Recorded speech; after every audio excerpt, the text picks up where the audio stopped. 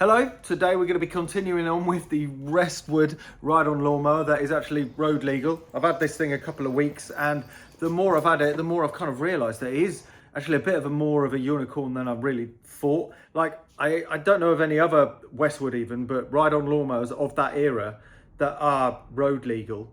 I don't actually know how easy it would be to make one road legal. It's kind of like it's kind of lucky that the council registered it for doing work in the 80s, because now I've managed to be able to change its tax class to a historic. So that means it's basically a historic ride-on tractor, vintage tractor, and that means you could just drive it everywhere as long as you adhere by the rules of it being a vintage tractor and things like that. So with this in mind, it's come with a few caveats, of course. Like, for instance, when I bought it, a bit trigger happy, I actually bought another engine for it a couple of days after. It was really cheap, but it wasn't cheap enough to say, okay, well, that's fine. But I bought a £250 on a 600cc new V-twin lawnmower engine, and the plan was to put that into it. The goal of the lawnmower is actually to have torque, not as much speed, but torque, serious torque to pull this. This is the first project of it. In fact, there's going to be another one behind it, but it's a flame-throwing organ.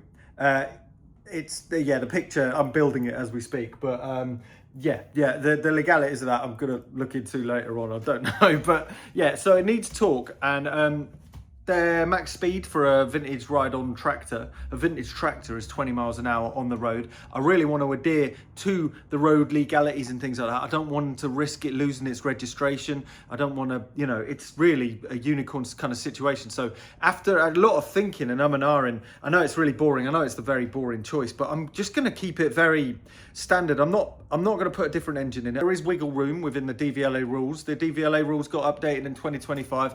Have a look at it and what is considered a substantial structural modification and things like that. Have a look at that stuff, but we can update a few bits and bobs. For instance, we can make the steering better, we can put brakes on it, we can pimp up the engine quite a bit, surprisingly, by machining billet flywheels and billet conrods.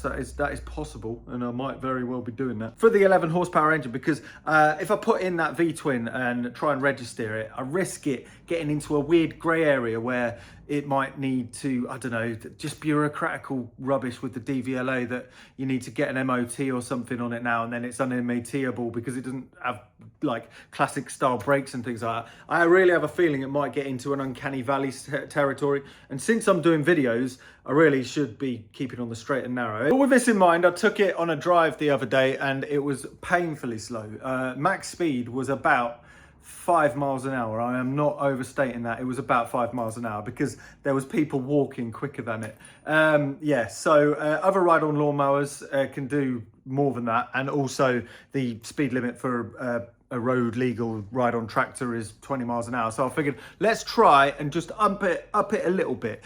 With every time we try and up the speed, we also lose torque. So we're kind of playing with those two things. The primary goal, remember, is the trailer. And in this video, I have put a bigger pulley onto the front. So the engine sits here, and then there's a pulley on it, and then there's a pulley at the back on the gearbox, which is actually the gearbox and axle. It's called a transaxle. So you've got a pulley here and a pulley here, and you can change the gear ratio between these two things to be able to swap the torque with the speed. So if you put a bigger pulley on the front, you'll end up getting more speed, and if you put a smaller pulley at the back, it's like a push bike.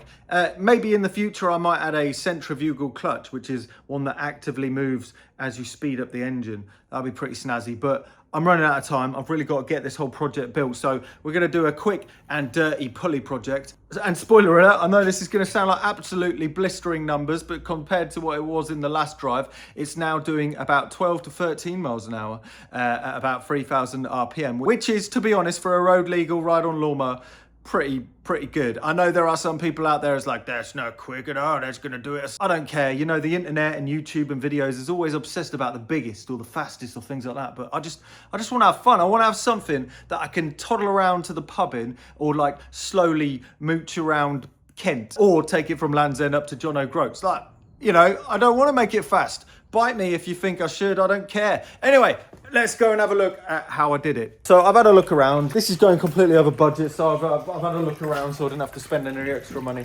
And I found this stepped pulley for a lathe, and it's got the correct keyway. I think I bought this for the wrong motor and then it's just sat around.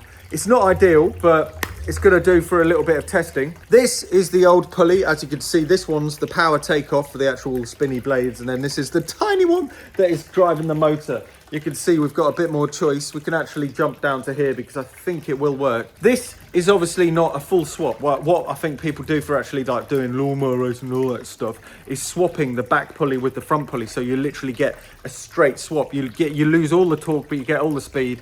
And whilst that's great, it's definitely not road legal. And like I'm saying, I'm trying to keep it in the straight and narrow with this because I do not want to lose that registration. So we're just going to do it a little bit. We're basically going to double, maybe triple the speed, not from a speed standpoint, but from a not over revving standpoint, right? Easy. Anyway, let's see if this is up to the job. First today, so I'm just going to flip it over.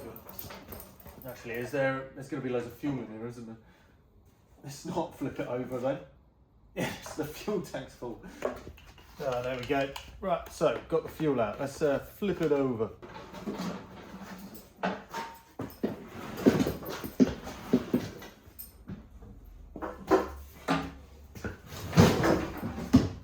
So yeah, the smallest pulley that's right here has resulted in the speed that we were experiencing. I'm not exactly sure what speed we were looking at, but it was well under 10 miles an hour. It was probably, I don't know, 6 or 7 miles an hour. And that was potentially over revving the engine. So ideally I want it to be maybe the ratio to be maybe 2 to 2.5 times bigger than that one. And this pulley actually looks to be around the size we want. Now looking at the rear pulley, it looks a very much similar size to this one. So I think we're going to end up with a 1-to-1 ratio, which is pretty good. We don't want the ratio to be too big. We don't want to be going too quick because we're going to maintain its road legality. But we just need it to be at the right speed at the right revs. And right now it really isn't. Now because it's a spinning thing, we may as well do it with the impact gun because the impact gun's going to do it good. Ooh.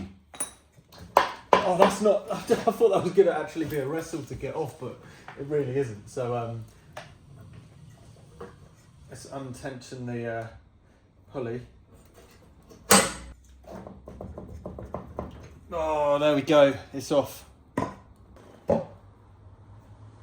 Now, in order to just make this a really quick job, I'm just going to cut the bottom of this one off and then also smooth out the top one.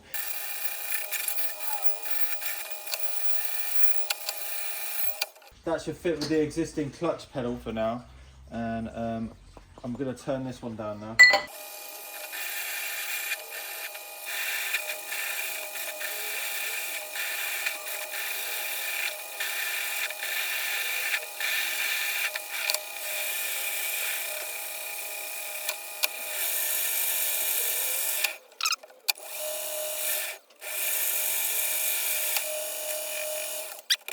Right, with these changes, it should actually just fit. So in order to make this work, I need to make a kind of spacer tensioner thing of about 4.5 millimeters so we can bolt it and clamp it straight to the engine. Right, so let's do this. Turn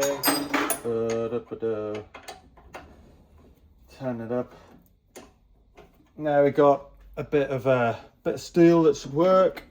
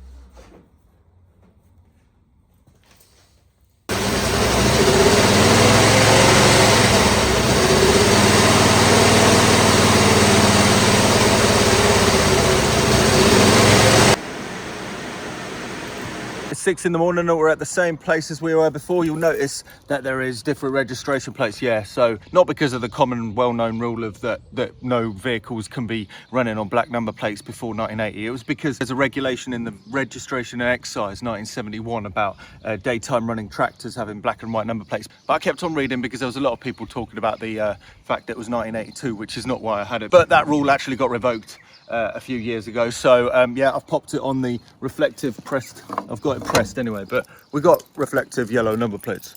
You don't actually need the lights. It doesn't need to be illuminated still, but it's still there. I've also added a simple cheapo tachometer. It's not the best thing in the world, but all you need to do, it's one of those ones where you set it up for the right engine and you have it taped onto the spark plug cable and basically just reads how many sparks you're getting. And looking at this, all the comments saying you're over revving the engine, it turns out I wasn't. I was probably going about, what I did was I listened to a 3,600 RPM engine before going out, and then I just listened to that tune, and if it got anywhere near that, I just stopped it. The starter motor doesn't work on this. I still haven't fixed it, of course.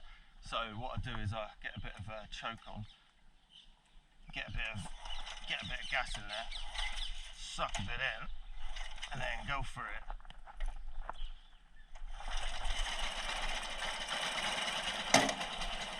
Idling at 1,300, which seems all right. I'm going to roll with that. Right, so.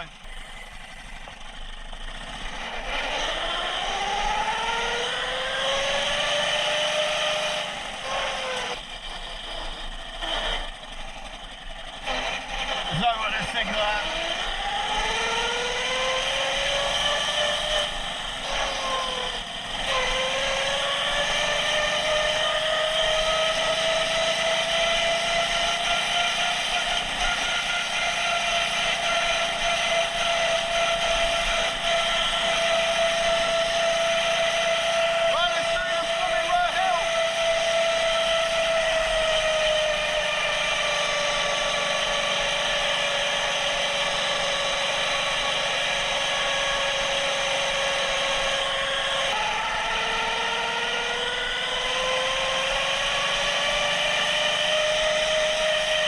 So I've just taken it for a spin down to the harbour. There is a belt noise. I think the pulley probably isn't right. I'm going to work on it more. In the next part of this project, basically before the festival, I've got 4 weeks.